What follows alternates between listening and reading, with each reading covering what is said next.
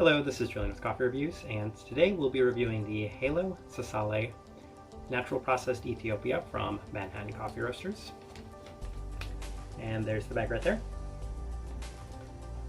Alright, and Manhattan Coffee Roasters based out of Rotterdam in the Netherlands, and I just wanted to take this opportunity to kind of gush about this coffee roaster real quick.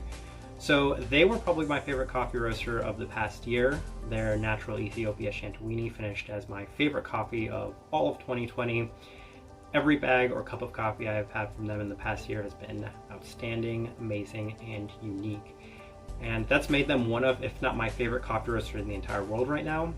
And I also wanted to note that the Dayglow out in Los Angeles has been using them for a while, but more recently the Sound and Fog in West Seattle, the Narrative up in Everett, the Nemesis, and the Revolver in Vancouver have all been using their coffee a little more regularly.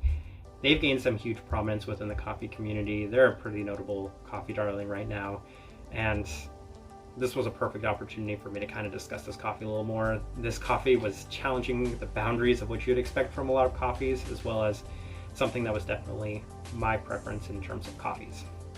I think they're actually sold out of this coffee right now on their website, which is a little unfortunate. But let me get the details out of the way so we can discuss this coffee specifically. Brewed at my standard recipe, 16.67 to 1, 204 degrees Fahrenheit through the Chemex.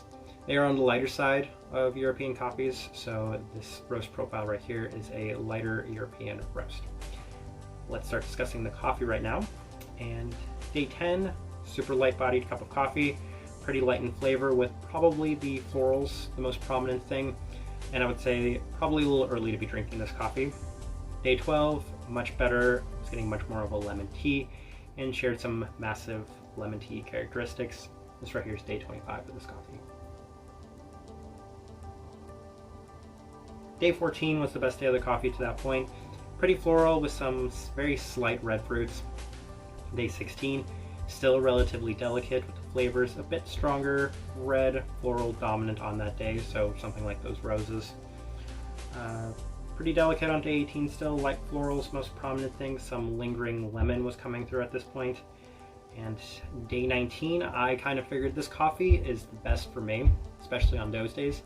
As it had cooled down, definitely the flavors became a lot more lively and prominent, and it was those florals that kind of shone a little better when the coffee had cooled down.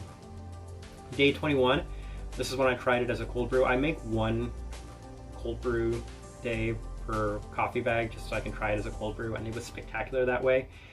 But it was also pretty delicate when it was brewed through the Chemex. Nothing overly notable though on that day either.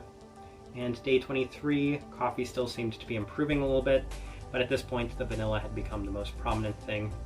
And that's what I really want to emphasize, is this coffee had aged, and when it does cool down, the vanilla does definitely shine out a little more, what I would describe as kind of a vanilla extract.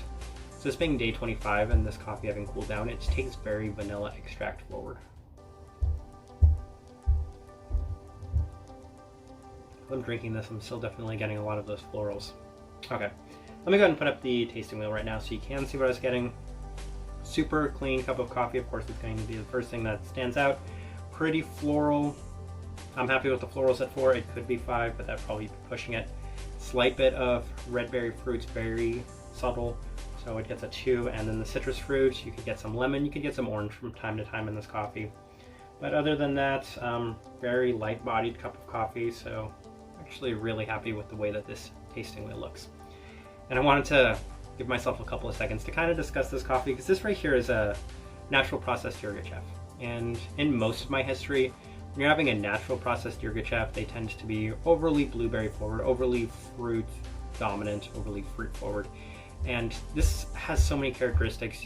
If you gave me this coffee, I would tell you that you probably gave me a washed geisha or a washed Ethiopia of some sort, but I'll probably be leaning towards the washed geisha.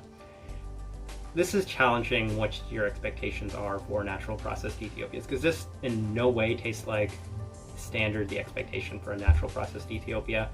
And that was kind of nice and different, and I really enjoyed it. Here's what I will say, the only kind of knock I have on this coffee: it hasn't been my favorite Manhattan coffee. It's been great, definitely one of the better coffees I've had this year, but it's hard, it's complex, it's tricky.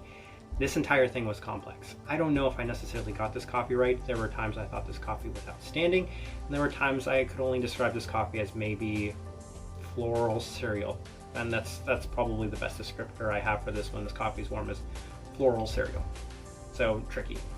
And that's what I would suggest this coffee to, is people that are very sharp and keen and know their coffees really well, that really like those overly delicate coffees and enjoy that challenge of figuring it out, because when you get this coffee right, you can get it at the exact right temperature at the exact right day. It shines through, reaches that expectation you have for Manhattan, and is a complete knockout. But it's so hard to get it right that I miss this from time to time, and that's pretty much the way I would describe this coffee and why it's so different, unique, special. But I'm going to leave it at that. If you were lucky enough to try this coffee as well, please let me know your thoughts and opinions of it, as well as Manhattan, because again, Manhattan's become such a much loved coffee roaster in the coffee world right now. If you're enjoying the content, give this video a like and subscribe if you're not already subscribed.